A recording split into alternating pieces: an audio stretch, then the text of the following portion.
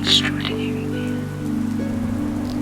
Possessed by one single thought, that of the promise he had made and of the responsibility he had taken upon himself, he retired at the last to his chamber, begged the host to procure him a map of the province, bent over it, examined every line traced upon it, and perceived that there were different roads from Bethune to Armentieres, and called all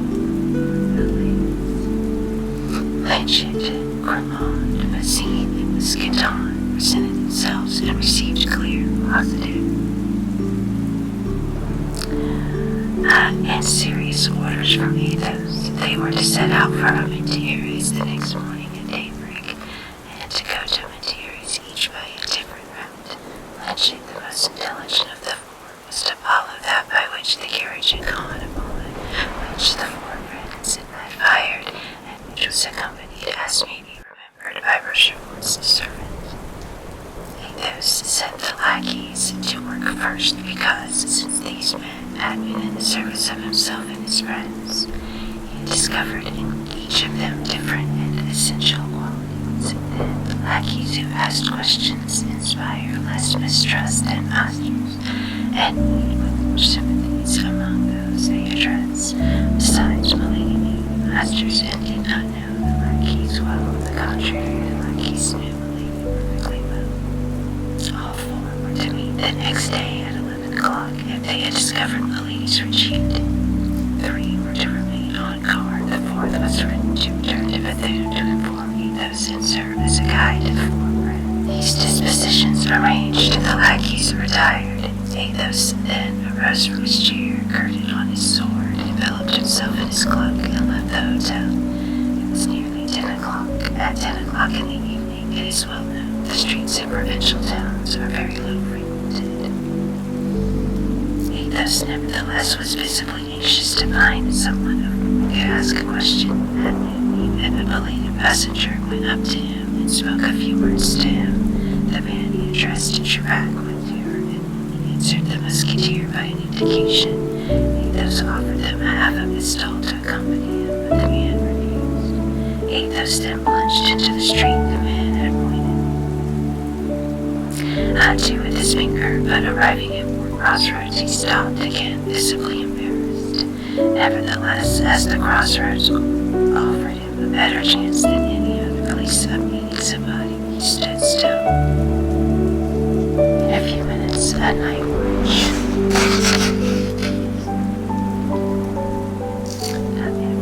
night watch passed. Athos repeated to him the same question he had asked the first person he had met. The night watch evinced the same terror, refused in his turn to accompany Athos, and only pointed with his hand to the road he was to take. Athos walked in the direction indicated and reached the Faubourg, situated at the extremity of the city, opposite that by which he and his friends had entered it. There he again appeared uneasy and embarrassed, and stopped for the 3rd time. Fortunately, a mendicant passed who, coming up to Athos to ask for charity, Athos offered him half a crown to accompany him where he was going. The mendicant hesitated at first, but at the sight of the piece of silver which shone in the darkness, he consented and walked on before Athos. When arrived at the angle of a street, he pointed to a small house, isolated, solitary, and dismal. Athos went toward the house, while the mendicant, who had received his reward, hopped out as fast as his legs would carry him. Athos went round the house before he could distinguish the door, amid the red color in which it was painted, and light appeared through the chinks of the shutters. No noise gave reason to believe that it was inhabited. It was dark and silent as the tomb. 3 times Athos knocked without receiving any answer. At the 3rd knock, however, steps were heard inside. The door at length was opened, and a man of high stature, pale complexion and black hair and beard appeared. Athos and he exchanged some words in a low voice. Then the tall man made a sign to the musketeer that he might come in. Athos immediately took advantage of the permission, and the door was closed after him. The man whom Athos had come so far to seek, and whom he had found with so much trouble, introduced him into his laboratory, where he was engaged in fastening together with iron wire the dry bones of a skeleton. All the frame was adjusted except the head, which lay upon the table. All the rest of the furniture indicated that the inhabitant of the house was engaged in the study of the natural sciences. There were large bottles filled with serpents, ticketed according to their species, dried lizards shown like emeralds set in great squares of black wood, and bunches of wild odoriferous herbs, doubtless possessed of virtues unknown to common men, were fastened to the ceiling and hung down in the corners of the apartment. But there was no family, no servant. The tall man inhabited this house alone. Athos cast a cold and indifferent glance upon the objects we have described, and at the invitation of him he came to seek, he sat down near him. Then he explained to him the cause of his visit and the service he required of them. But scarcely had he expressed his request than the unknown remained standing before the musketeer, drew back with signs of terror, and refused. Then Athos took from his pocket a small paper upon which were written 2 lines, accompanied by a signature and a seal, and presented them to him. He had given to prematurely these signs of repugnance. The tall man had scarcely read these lines, seen the signature, and recognized the seal, when he bowed to denote that he had no longer any objection to make, and that he was ready to obey. Athos required no more. He arose, bowed, went out, returned by the same way he came, re-entered the hotel, and went to his apartment. At daybreak, D'Artagnan came to him and asked him what was to be done. Wait, replied Athos, some minutes after the superior of the Covenant sent to inform the musketeers that the burial would take place at midday. As to the prisoner, they heard no tidings of her whatever. And only she must have made her escape through the garden upon the sand, of which her footsteps could be traced, and the door of which had been found shut, the key had disappeared. At the hour appointed, Lord de Winter and the 4 friends repaired to the convent. The bells tolled, the chapel was open, but the grating of the choir was closed. In the middle of the choir, the body of the victim, clothed in her novitiate dress, was exposed.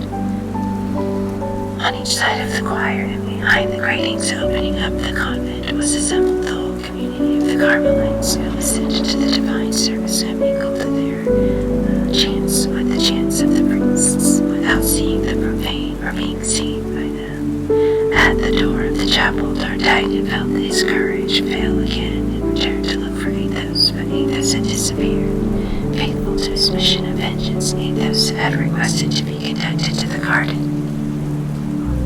And there upon the sand, following the light steps of this woman, who had left a bloody track wherever she had gone, he advanced toward the gate which led into the wood, and causing it to be opened, he went out into the forest. Then all his suspicions were confirmed. The road by which the carriage had disappeared went round the forest. Athos followed the road for some time, his eyes fixed upon the ground.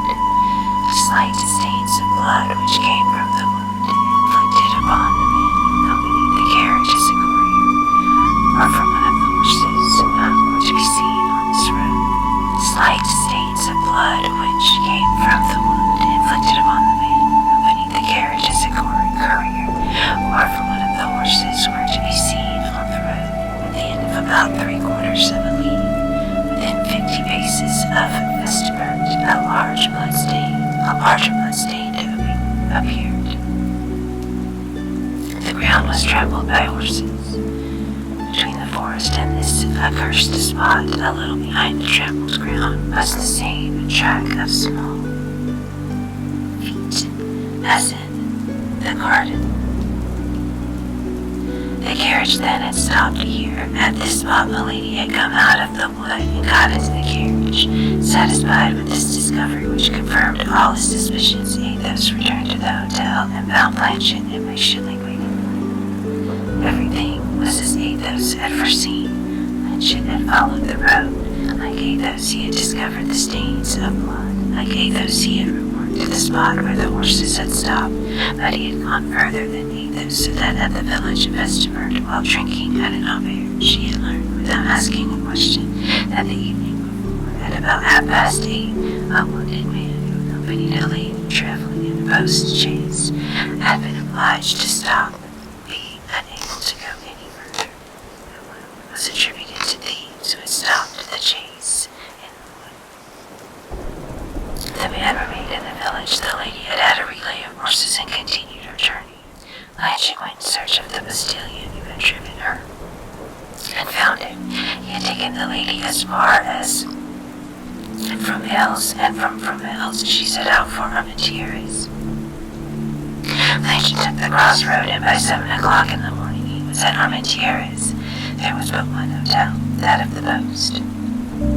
Blanche went and presented himself as a lackey out of police who was in search of a situation. He had not chatted 10 minutes with the people of the auberge before he learned that a lady had come there about 11 o'clock the night before, had engaged a chamber, had sent for the master of the hotel, and told him that she was desirous to remain for some time in that neighborhood. Blanche did not want to know any more. He hastened to the rendezvous, found the lackeys at their posts, placed them as sentinels at all issues of the hotel, and came to find Athos, who had just received his information when his friends returned. All their countenances were melancholy and anxious, even the mild countenance of Aramis. "What is to be done?" said D'Artagnan. "Wait," replied Athos. Everyone went into his own apartment. At 8 o'clock in the evening, Athos ordered the horses to be saddled, and had Lord de Winter and his friends informed that they must prepare for the expedition. In an instant, all 5 were ready. Everyone examined his arms and put them in order. Athos came down the last and found D'Artagnan already mounted and growing impatient. "Patience," cried Athos, "one of our party is still wanting." The 4 horsemen looked round with astonishment, for they sought uselessly in their minds who this other person they wanted could be. At this moment, Blanche brought out Athos's horse. The musketeer leaped lightly into the saddle. "Wait for me," cried he, "I will soon be back," and set off at a gallop. In a quarter of an hour he returned, accompanied by a tall man, masked and enveloped in a large red cloak. Lord de Winter and the 3 musketeers looked at each other inquiringly. None of them could give the others any information, for already they knew this man could be. Nevertheless, they felt convinced that this ought to be so, as it was done by Athos. At 9 o'clock, guided by Blanche, the little cavalcade set out, taking the route the carriage had taken. It was a melancholy sight, that of these 6 men traveling in silence, each plunged in his own thoughts, sad as despair, dark as punishment.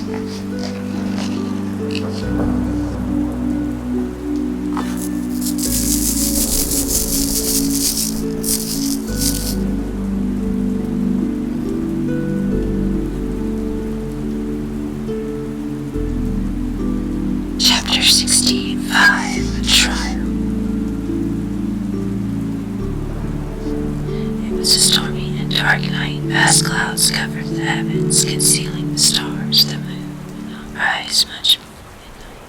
Occasionally, through the light of a flash of lightning which gleamed across on the horizon, the road appeared before them, light and solitary. The flesh instinct all remained in darkness. At every instant, Athos was forced to restrain D'Artagnan, constantly in advance of the little troop, and to beg him to keep his rank, which at the end of a minute he again departed from. He had but one thought, which was to go forward, and he went. They passed in silence through the little village of Vesterbert, where the wounded servant was, and then skirted the wood of Richterberg. When arrived at Erlier, and mentioned their left, turned to the left. Several times Lord de Winter, Porthos, or Aramis endeavored to enter the conversation with the man in the red cloak, but to every interrogation but to him, he bowed without making any reply. The travelers then comprehended that there must be some reason why the unknown reserved such a silence and said no more to him. The storm came on. The flashes succeeded each other more rapidly. The thunder began to growl, and the wind, the precursor of a hurricane, whistled in the glooms and the air of the horsemen. The cavalcade trotted on more sharply, but little before they came to the hills. The storm burst in all its fury upon them. They had folded their cloaks. They had still 3 leagues to travel, and they were worked in damaged torrents of rain. D'Artagnan took off his hat and could not be persuaded to make use of his cloak. He found ease in feeling the water trickle over his burning brow and down his feverish body. At the moment the little troop had passed Goskell and were approaching the port, a man sheltered beneath a tree left the trunk of it with which he had been confounded in the darkness, and advanced into the middle of the road with his finger on his lips. Athos recognized Grimaud. "What's the matter?" cried Athos, as she left Armentières. Grimaud had made a sign in Hebrew. D'Artagnan ground his teeth in silence. D'Artagnan said, "Athos, I have charged myself with this affair. It is for me then to interrogate Grimaud."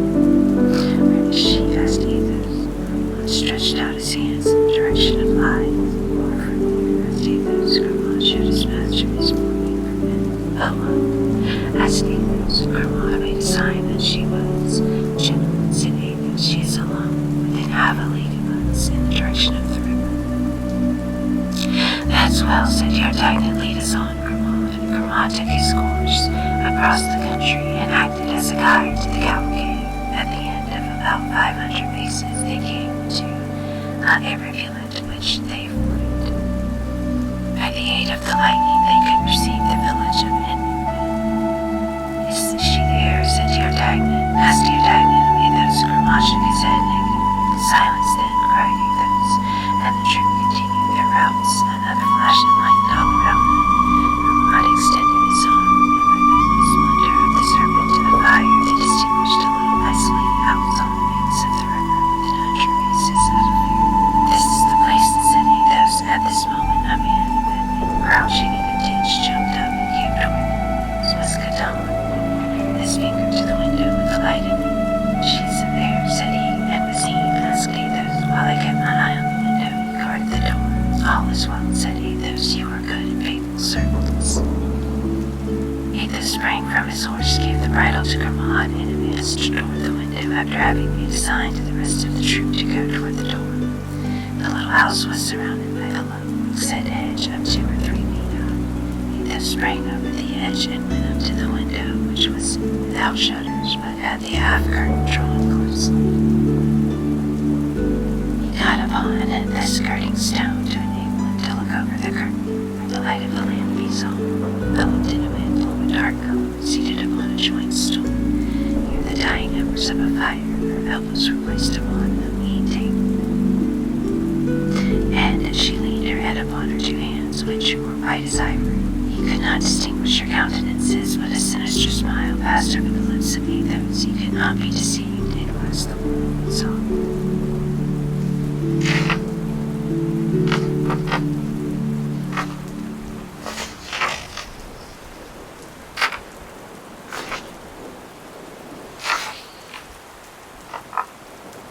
At this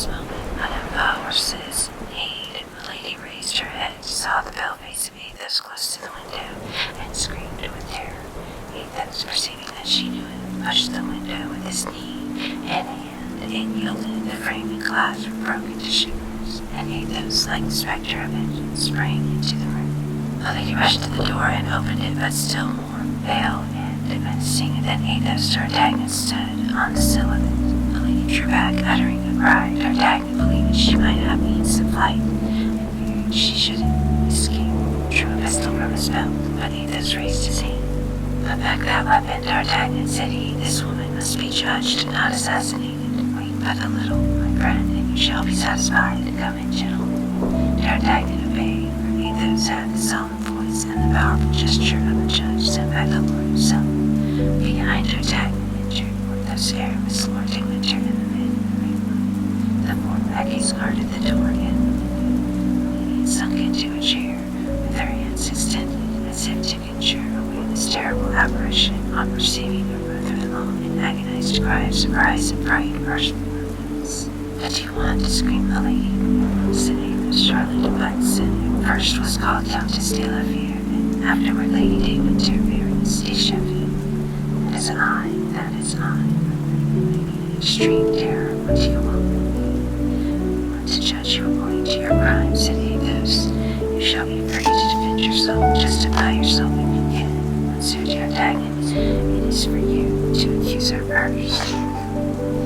D'Artagnan advanced. "Before God and before men," said he, "I accuse this woman of having poisoned Constance Monachot, who died yesterday evening." He turned toward Porthos and Aramis. "We bear witness to this," said the two musketeers with one voice. D'Artagnan continued, "Before God and before men, I accuse this woman of having attempted to poison me. In wine which she sent me from Villeroy with a forged letter, as if that wine came from my friend. God preserve me, but a man in need, Richmond, died in my wounds. We bear witness to this," said Porthos and Aramis in the same manner as before.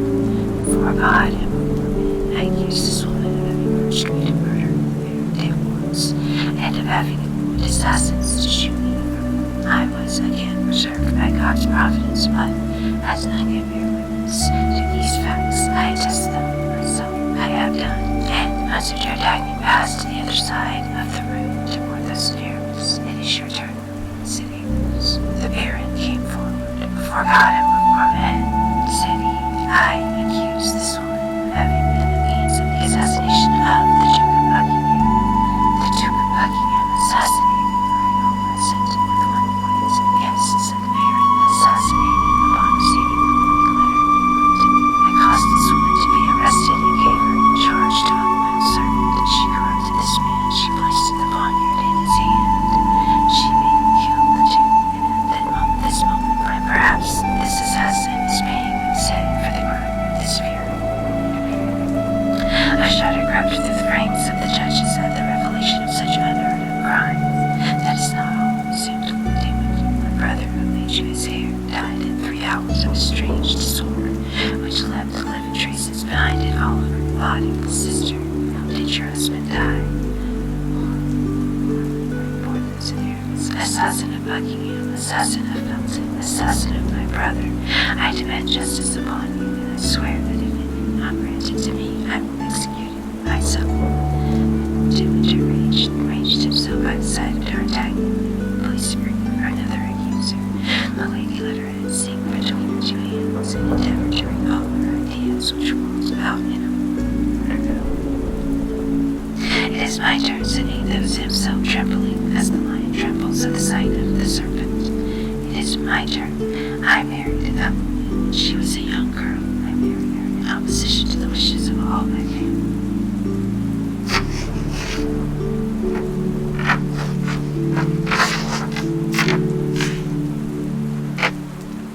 I gave her my wealth, I gave her my name, and one day I discovered that this woman was branded. This woman was marked with a fleur-de-lis on her left shoulder.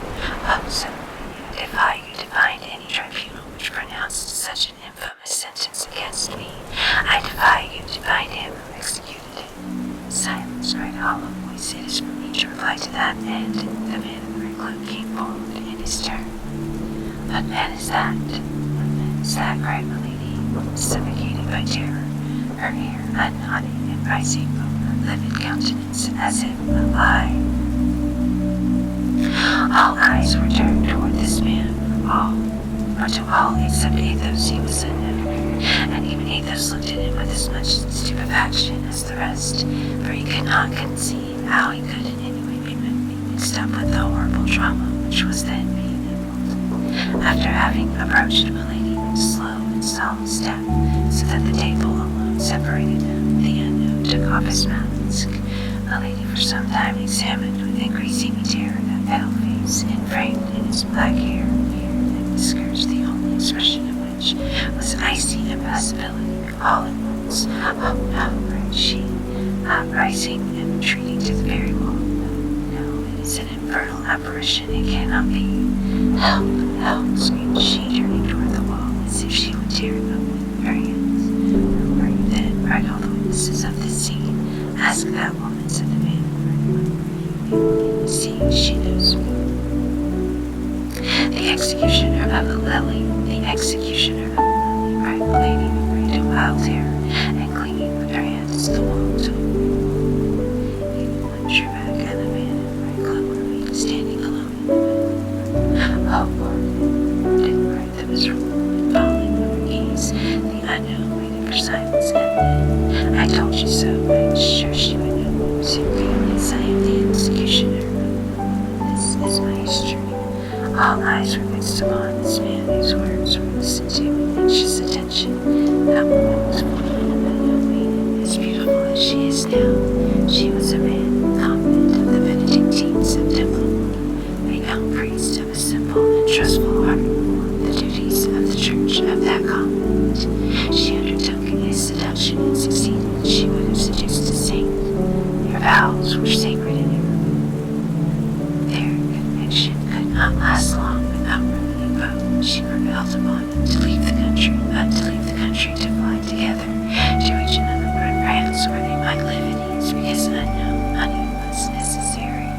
Neither of them, the priest stole the sacred vases and sold them, but as they were preparing to escape together, they were both arrested. Within a week, she seduced the son of the jailer and got away. The young priest was condemned to 10 years of imprisonment and to be branded. I was executioner of the city, as this woman has said, and the guilty man gentleman was my brother. I then swore that this woman who had wronged him was more than his accomplice, since she had induced him to commit the crime, should at least share his punishment. I suspected where she was concealed. I followed her. I found her, and I pressed the same disgraceful mark upon her that I had branded upon my own. The day after my return to Lily, my brother, in his turn, succeeded in making his escape. I was accused of complicity and was condemned to remain in his place until he should be again a prisoner. My poor brother was ignorant of this sentence. He rejoined this woman. They fled together into Mary, and there he obtained a little curacy. This woman passed for his sister. The lord of the estate upon which the church of the curacy was situated saw this pretended sister and became enamored of her, so much so that he offered to marry her, and she left him she had ruined. For him, when she was destined to ruin, and became the Countess de la Fère. All eyes were turned toward Athos, whose real name was that, and it made Simon said that all was true that the executioner had said. Then resumed he, mad and desperate and determined to get rid of an existence from which she had taken away everything, both honor and happiness. My poor brother returned to Lily the sentence which had condemned me in his place, and surrendered himself and I himself that same night from the iron bar of the loophole of his prison.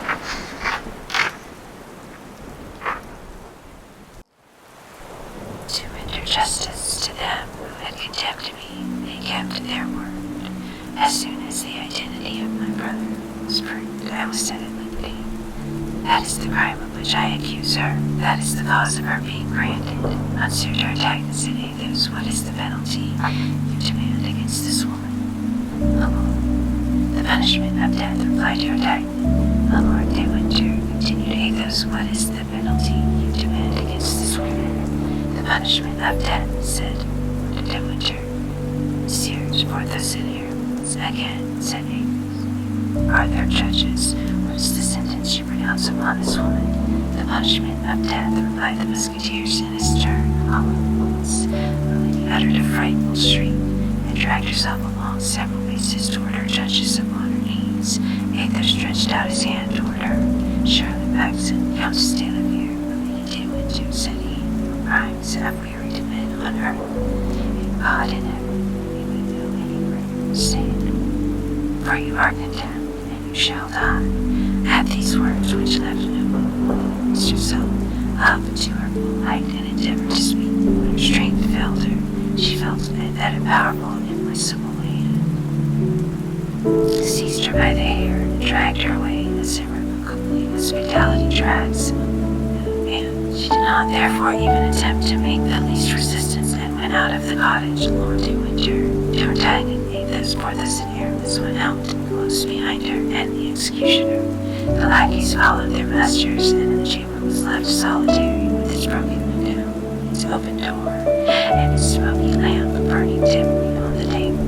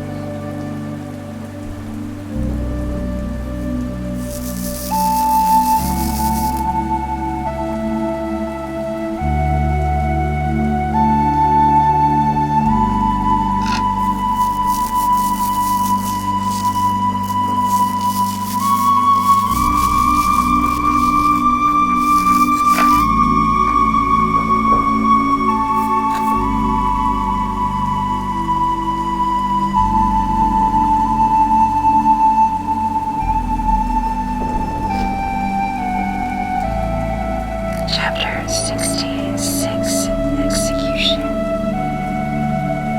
It was near midnight that the moon, lessened by its decline and reddened by the last three traces of the storm, arose behind the little town of Aventurines.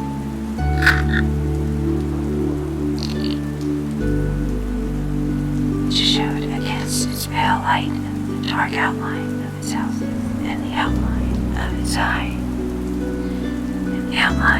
high belfry. In front of them, the lines rolled its waves like a river of melted lead, while on the other side was a black mass of trees cutting a stormy sky invaded by the large coppery clouds which created a sort of twilight. Amid the night, on the left, was an old abandoned mill with its motionless wings from the ruins of which an owl throughout its shrill, periodical and monotonous cry. On the right and on the left of the road which the dismal cortege pursued appeared a few low, stunted trees which looked like deformed dwarfs, crouching down to watch men and traveling at the sinister hour. From time to time, a broad sheet of lightning over its horizon in its whole width darted like a serpent over the black mass of trees, and like a terrible scimitar divided the heavens and the waters into two parts. Not a breath of wind. How disturbed the heavy atmosphere, a death-like silence oppressed all nature. The soil was humid and glittering with the rain which had recently fallen, and refreshed herbs threw forth their perfume with additional energy. Two of the lackeys now led, or rather dragged along, leading by the arms. The executioner walked behind them, and Lord de Winter, D'Artagnan, Porthos, and Aramis walked behind the executioner. Planchet and Bazine came last. The two lackeys led Milady to the banks of the river. Her mouth was mute, but her eyes spoke of their inexpressible eloquence, supplicating by turns each of those as she looked out. A few paces in advance as she whispered to the lackeys, 1,000 pistols to each of you if you assist my escape. But if you deliver me to your masters, I have near at hand adventures who will make you pay for my death very dearly. Hermione sedated. Musketon trembled in all his members. Athos, who heard the lady's voice, came sharply up. They wondered the same. Change these lackeys, said he. She has spoken to them. They are no longer safe. Lynch and Emmeline rode forward, took the places of Hermione and Musketon.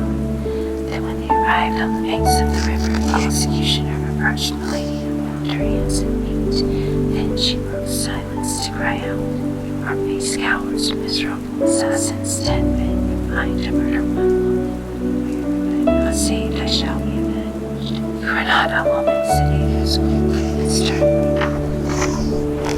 "You do not belong to the human species. You are a demon, escaped from hell, to which place we are going to send you back again."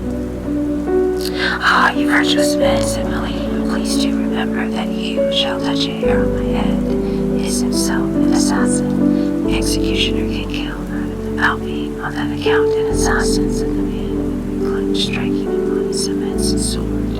"This is the last judge, that is all." "Punctured, as our neighbors the Germans say." And as he bound her while saying these words, Milady uttered 2 or 3 wild cries, which produced a strange and melancholy effect of flying away into the night, and losing themselves in the depths of the woods. "If I am guilty, if I have committed the crimes you accuse me of," answered Milady, "take me before a tribunal. You are not judges, you cannot condemn. Why, I did offer you to diamond, said Lord de Winter. Why did you not accept it?" "Because I am not willing to die," cried Milady, struggling, "because I am too young to die. The woman who was in Emmeline is still younger than you, madam, and yet she is dead," said D'Artagnan. "I will enter a cloister of them, not," said Milady. "You are in a cloister," said the executioner, "and you are to destroy my brother." Milady uttered a cry of terror and sank upon her knees. The executioner took her up in his arms and was carrying her toward the boat. "Oh my God," cried she, "my God, are you going to drown me?" These cries had something so heart-rending that Monsieur D'Artagnan, who had been at first the most eager in pursuit of Milady, sank down on the stump of a tree, and leaning down his head, covering his ears with the palms of his hands, and notwithstanding he could not help hearing her cry and threaten. D'Artagnan was the youngest of all these men. His heart failed him. "Oh, I cannot, this frightful spectacle," said he. "I cannot consent that this woman should die thus." Milady heard these few words and caught a shadow of hope. "D'Artagnan, D'Artagnan," cried she, "remember that I loved you." The young man rose and made a step toward her. Athos rose likewise, drew his sword, and placed himself between them. "One step further, Monsieur D'Artagnan," said he, "and dearly as I love you, cruel swords." Monsieur D'Artagnan sank on his knees and prayed. "Come," continued Athos, "executioner, do your duty." "Willingly, Monseigneur," said the executioner, "for I, as am a good Catholic, I firmly believe I am acting justly in performing my conscience on this woman." "As well." Athos made a step toward Milady. "I pardon you," said he, "the ill you have done me. I pardon you for my molested furniture, my lost honor, my defiled love, my salvation forever compromised by the despair into which you have cast me. Die in peace." Lord de Winter commenced in his turn.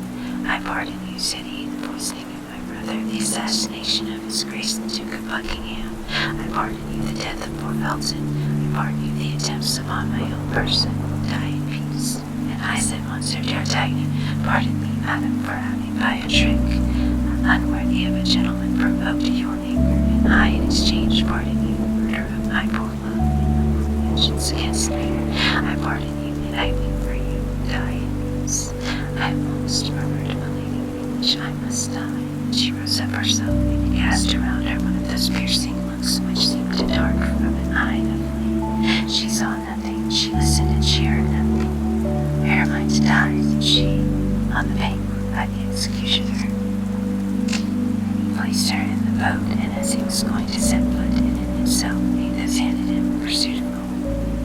"Here," said he, "is the pay for the execution, that it may be plain we act as judges." "That is correct," said the executioner, "and now, in her turn,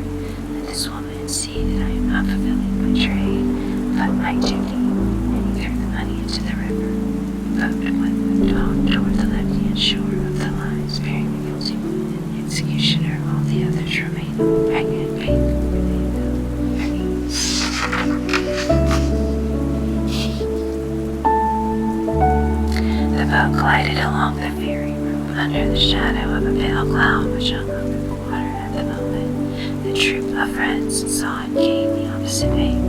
Persons cut the red-tinted horizon with a black shade.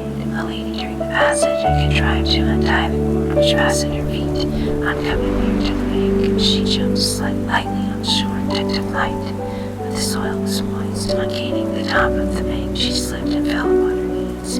She was struck, no doubt, with a superstitious idea. She conceived that heaven denied his support, and she remained in the altitude she had fallen in with her head drooping and her hands clasped. And they saw from the other bank the executioner raise both his arms slowly and fell upon the blade of the large sword. The two arms fell with a sudden force. They heard the hissing of the scimitar and the cry of the victim, then a truncated mass sank beneath the blow. The executioner then took off his red and spread it along the ground, laid upon it, threw in the head and tied it all up with the four corners, lifted it on his back and got into the boat again. And arrived in the middle of the stream, he stopped the boat and suspending his burden. Let the justice of God be done, cried he with a loud voice, and even the mind dropped into the depths of the waters which closed over it. Within 3 days, the 4 musketeers were in Paris. They had not exceeded their since, and that same evening went to pay their customary visit to Monsieur de Treville. Well said, gentlemen, said the brave captain, I hope you have enjoyed your excursion. Prodigiously, replied Davis, for himself and his companions.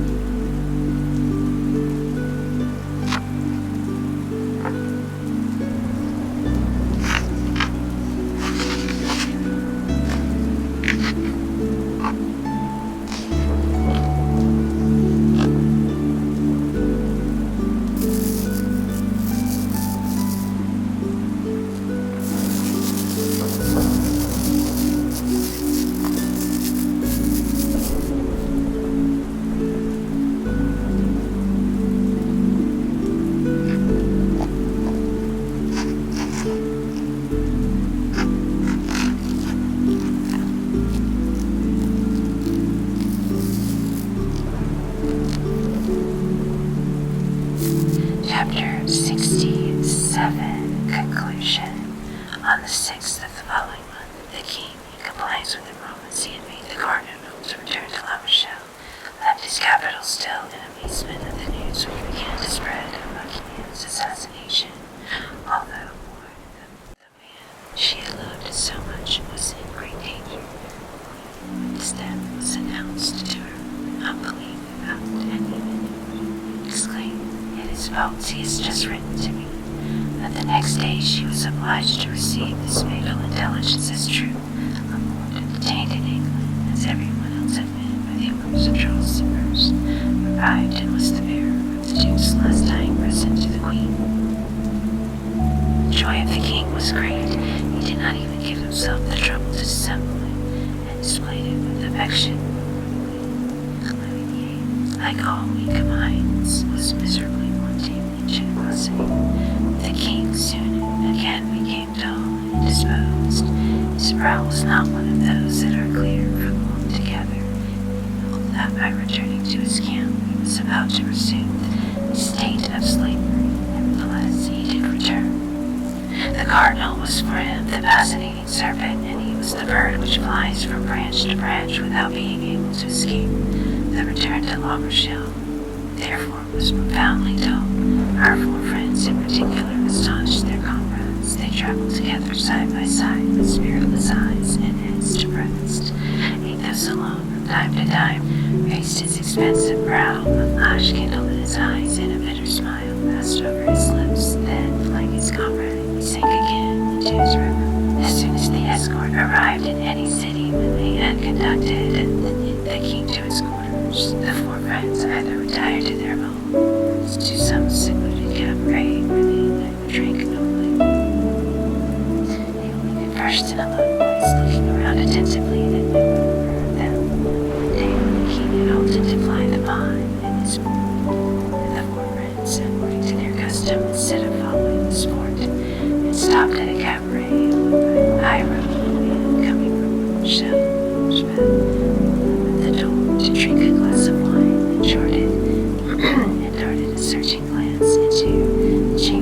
which the musketeers were sitting. Sir D'Artagnan, said he, is not that UIC hunter? D'Artagnan raised his hand and uttered a cry of joy. It was the man he called his phantom. It was his unknown of the Rue des Musketeers and of Europe. D'Artagnan drew his sword and sprang toward the door.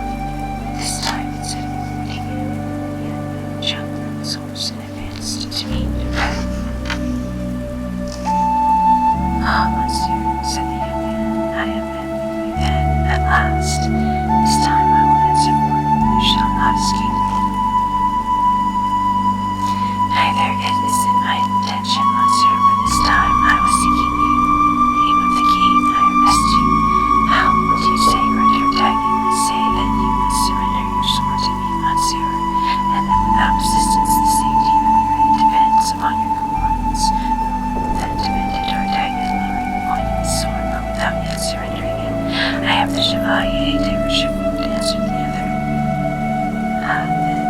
The inquiry of Monsieur the Cardinal de Richelieu, and I have orders to conduct you to his eminence. We are returning to his eminence, Monsieur le Chevalier, said Athos, advancing, and you will please to accept the word of Monsieur D'Artagnan that he will go straight to La Shuttle. I must place him in the hands of guards who will take him to the camp. His guards, Monsieur, upon our words as gentlemen, but upon our words as gentlemen likewise, added Athos, knitting his brow. Monsieur D'Artagnan shall not leave us. The Chevalier de Richelieu cast a glance backward, and saw that Porthos and Aramis had placed themselves between him and the gate. He therefore was convinced that he was completely at the mercy of these four men. Gentlemen, said he, Monsieur D'Artagnan will surrender his sword to me and join his word to yours. I will be satisfied with your promise to convey Monsieur D'Artagnan to the quarters of Monseigneur the Cardinal. You have my word, Monsieur, and here's my sword. This suits me the better, said Richelieu, as I wish to continue my journey. If it is for the purpose of rejoining the lady, said Athos coolly, it is useless that you will not find her. What has become of her then, said Richelieu eagerly. Come back with us to the camp, and you shall know. Richelieu remained for a moment undecided then, as they were only a day's journey from Sugares, to which place the cardinal was to come in the king. He resolved to follow Athos's advice and go with them. Besides, this return presented him the advantage of watching over his prisoner. He was soon clear bound on the morrow at 3 o'clock in the afternoon. They arrived at Sugares. The cardinal there awaited Louis VIII. The minister and the king exchanged numerous caresses, felicitating each other on the fortunate chance which had freed France from the inveterate enemy who set on all against her. After which the cardinal, who had been informed that D'Artagnan was arrested and who was anxious to see him, to leave the king, inviting him to come the next day to view the labors of the diamond which were completed. On returning in the evening to his quarters at the bridge of LOFI, Ormond found D'Artagnan with held the sword and the three musketeers armed, standing before the door of the house.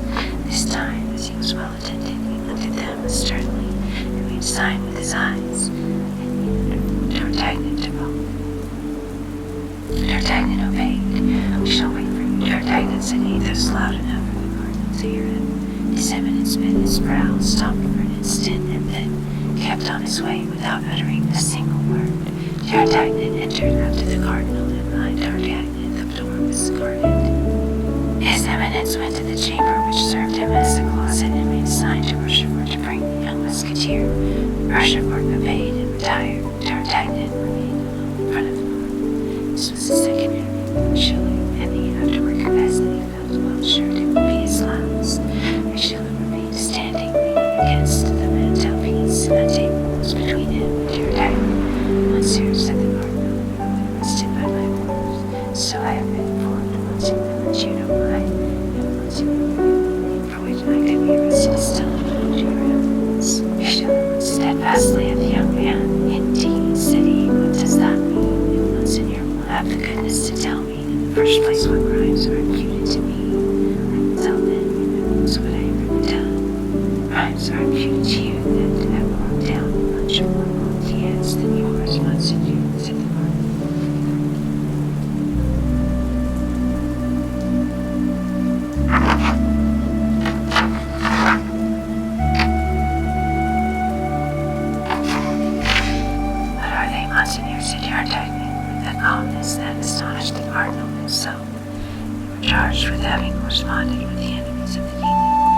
charged with having surprised state secrets. You were charged with having endeavored to thwart the plans of your general, and who charges me with this Monsignor, said dear Diamond, who had no doubt the accusation came from a lady, a woman rated by the justice of the country, a woman who has espoused one man in France and another in England, said her second husband and attempted to poison and assassinate me. What is all this, Monsignor? Cried the Cardinal, astonished. And what woman are you speaking of thus? Milady de Winter, my dear Diamond. Yes, Milady de Winter, whose crimes your eminence is doubtless ignorant, because you have honored her with your confidence. Monsignor, said the Cardinal, if Milady de Winter has committed the crimes you laid to her charge, she shall be punished. She is punished, Monsignor. Who has punished her? You. Is she in prison? She is dead. Dead, repeated the Cardinal. Could not believe what he heard. Dead. Did you say she was dead? 3 times she attempted to kill me, and I pardoned her, but she murdered the woman I love. In ignorance, and I took her, tried her, and condemned her. Dear Diamond never related the poisoning of Madame Monchot, the convent of the Carmelites in Bethune, the trial of the Solidarians, and the execution of the witness of the law. A shudder crept through the body of the Cardinal. It may be observed, was not easily made to shudder. But all at once, as if undergoing the influence of a secret thought, the countenance of the Cardinal, till that moment gloomy, cleared up by degrees, and recovered perfect serenity. Soon, said the Cardinal in a tone that contrasted strongly with the severity of his words, you have constituted yourselves judges without remembering that they punish without license to punish our assassins. Monsignor, I swear to you that I never once had the intention of defending my head against you. I willingly submit to my punishment your eminence is to inflict upon me. I do not hold life dear enough to be afraid of death. Yes, I know you are a man who will stop, Monsignor, said the Cardinal in a most kind tone. I can therefore tell you beforehand, you shall be tried and even condemned. Another might reply that he had his pardon in his pocket. I will condemn myself as sane. Issue your words, Monsignor. I am ready. Your pardon, said Richelieu, surprised. Yes, Monsignor, said D'Artagnan, and signed by the king. And the Cardinal pronounced these words with a singular expression of contempt. No, by your eminence, by me, you must be mad, Monsignor. Monsignor will doubtless recognize his own right. D'Artagnan presented to the Cardinal a precious piece of paper which Athos had forged from a lady and which he had given to D'Artagnan to serve as a safeguard. His eminence took the paper and read in a slow voice, dwelling upon every syllable. It is by my orders that the bearer of this paper has done. He has just done. At the camp of Rochelle, this 5th of August, 1628, Chile. The Cardinal, after having read these 2 lines, sank into a profound reverie. But he did not return the paper to D'Artagnan. He was meditating what sort of punishment he shall put me to death by. The D'Artagnan took some, and we shall see how a gentleman can die. The Musketeer was then in an excellent disposition to suffer heroically. Richelieu could still continued thinking, twisting and untwisting the paper in his hand. At length he raised his head and fixed his eagle upon the open, intelligent countenance, read upon that face, murmuring tears, long sufferings he had endured, and most of the last month, the 3rd. For time, how much that youth of 21 years of age had before him, and what resources his activity, his courage, and his shrewd understanding might offer to a good master. In another respect, the crimes of the strength of mind and the infernal genius of Milady had more than once terrified him. He felt something like a secret joy at having got rid of his dangerous accomplice. He slowly tore the paper, which D'Artagnan had generously placed in his hand. I am lost, said D'Artagnan to himself, and he bowed profoundly before the Cardinal. Like a man who says, Lord, that will be done. The Cardinal met at the table, and without sitting down, wrote a few lines upon a parchment on which 2/3 were built up, and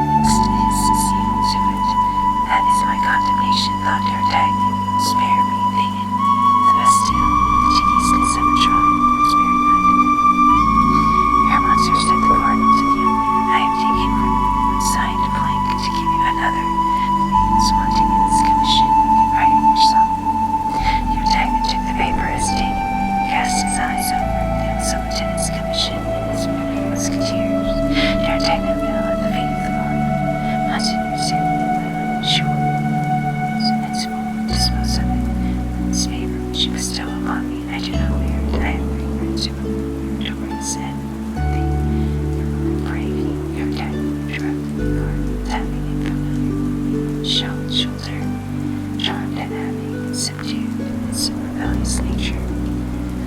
Do with this commission what you will, only remember that none of the same, though the name be a blank, it was to you that I gave it. I shall never forget it, replied your Dagnant. Your Eminence may be certain of that. The Cardinal turned around and said in a low voice, Chevalier. No doubt it was near the door. Entered Emily. Chevalier, said the Cardinal, you see Monsieur Dagnant, receive him among the number of my friends, embrace them, and be prudent if you have any wish to serve your ends. Chevalier Dagnant saluted, but the Cardinal was there observing them with his vigilant eye. They left the chamber at the same time. We shall meet again, shall we not, Monsieur? Please, said her Dagnant. An opportunity will offer itself. I am sure was that door. The two men smiled at each other, shook hands, and bowed to his Eminence. We were beginning to grow impatient, said Athos. Well, here I am, my friends, replied D'Artagnan, not only for you, but in vain. Tell us all about it. This evening, accordingly, that same evening, D'Artagnan repaired to the quarters of Athos, whom he found in a fair way of emptying a bottle of Spanish wine, an occupation which he religiously went through every night. He related all that had taken place between the Cardinal and himself, and drawing the commission from his pocket. Here, my dear Athos, said he, this belongs to you naturally. Athos smiled with one of his sweet and expressive smiles. My friend, said he, for Athos, this is too much. For the Count de Liviere, it is too little. Keep the commission, it is yours. Alas, you have purchased it dearly enough. D'Artagnan left Athos's chamber and went to that of Porthos. He found him clothed in a magnificent dress covered with splendid embroidery and wearing himself before a glass. Ah, is that you, friend D'Artagnan? Exclaimed he. How do you think these garments fit me today? Wonderfully well, said D'Artagnan, but I am come to offer you a dress which will become you still better. What's that? Asked Porthos. That of a lieutenant of musketeers. D'Artagnan related to Porthos the substance of his interview with the Cardinal and taking the commission from his pocket. Here, my friend, said he, write your name upon it and become a my officer. Porthos cast his eyes over the commission and returned it to D'Artagnan to the great astonishment of the young man. Yes, said he, yes, that would flatter me very much, but I should not have time enough to enjoy the distinction.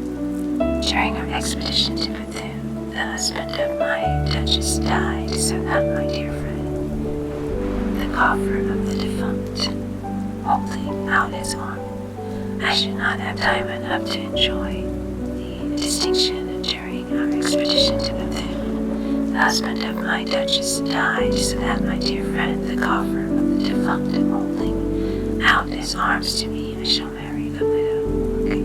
Here, I at this moment was trying on my wedding suit. No, keep the lieutenant, see, my dear fellow, keep it. And he returned the commission to D'Artagnan. The young man then entered the apartment of Aramis. He found him kneeling before the breathy, with his head leaning upon an open book of prayer. He described to him his interview with the Cardinal, and for the third time drawing his commission from his pocket. Our friend, our intelligence, our invisible protector, said he, accept the commission. Accept this commission, you have merited it more than any of us by your wisdom and your counsels, always followed by such happy results. Alas, my dear friend, said Aramis, our late adventures have disgusted me with one and with the sword. This time my determination is irrevocably taken. After the siege, I shall enter the house of the Lazarus. Keep the commission, D'Artagnan, the profession of arms suits you. You will be a brave and adventurous captain. D'Artagnan, his eyes moist with gratitude, though beaming with joy, went back to Athos, whom he found still at table, contemplating the charms of his last glass of Malacca by the light of his lamp. Well, said he, and they likewise have refused me. And my dear friend, is because nobody is more worthy than yourself. And he took a pen, wrote the name of D'Artagnan on the commission, and returned it to him. I shall then no longer have friends, said the young man. Alas, nothing but bitter recollections. And he let his head sink down upon his hands, while two large tears rolled down his cheeks. You are young, my friends, and your bitter recollections have time to be changed into sweet remembrances.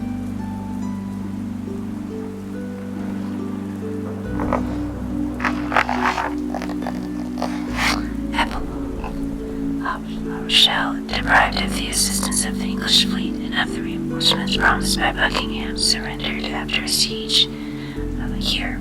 On the 20th of October, 1628, the capitulation was signed. The king made his entrance into Paris. On the 23rd of December of the same year, he was received in triumph as if he came from conquering an enemy and not Richmond. He entered by the Faubourg Saint-Jacques under verdant, triumphal marches. D'Artagnan took possession of his rank, or thus left service, and in the course of the following year married Madame Coquenard. The so much coveted coffer contained 800,000 livres. Mousqueton had a magnificent library and enjoyed satisfaction he had been ambitious of all his life. That of standing behind the gilded carriage. Aramis, after a journey into Lorraine, disappeared all at once and ceased to write to his friends. He learned at a later period by Madame de Chevreuse, who told him to 2 or 3 of her intimates that he had taken the habit in a convent of Nancy. Basine became a lay brother. He thus remained a musketeer under the command of D'Artagnan until the year 1631, at which period, after a journey he made to Lorraine, he also quitted the service under the pretext of having inherited a small property in Roussillon. Grimaud followed Athos. D'Artagnan fought 3 times with Rochefort and wounded him at each encounter. I shall most likely kill you at the boards, said him. His hand to assist him to rise. We had much better leave off as we are, but for you and to I am much more your friend than you think. Far from our very first encounter, I could, by saying a word to the cardinal, have had your throat cut. They this time embraced heartily and without retaining any malice. Planchet obtained for Rochefort the rank of sergeant in the arms. Monsieur Monsieur lived on very quietly, his wife, and carried about the matter. One day he had the imprudence to intrude himself upon the memory of the cardinal, and that he would provide for him so that he should never wonder anything in the future.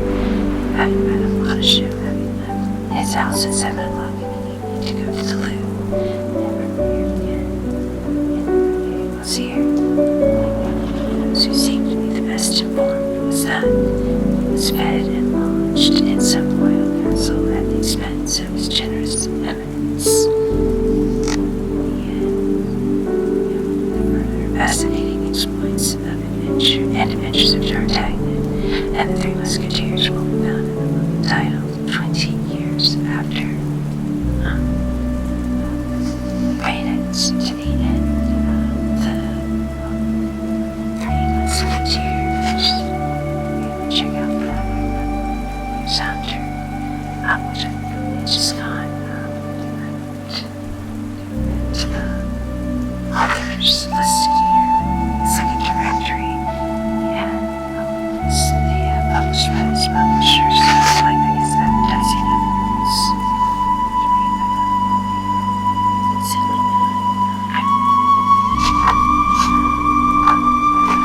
Second final last story here.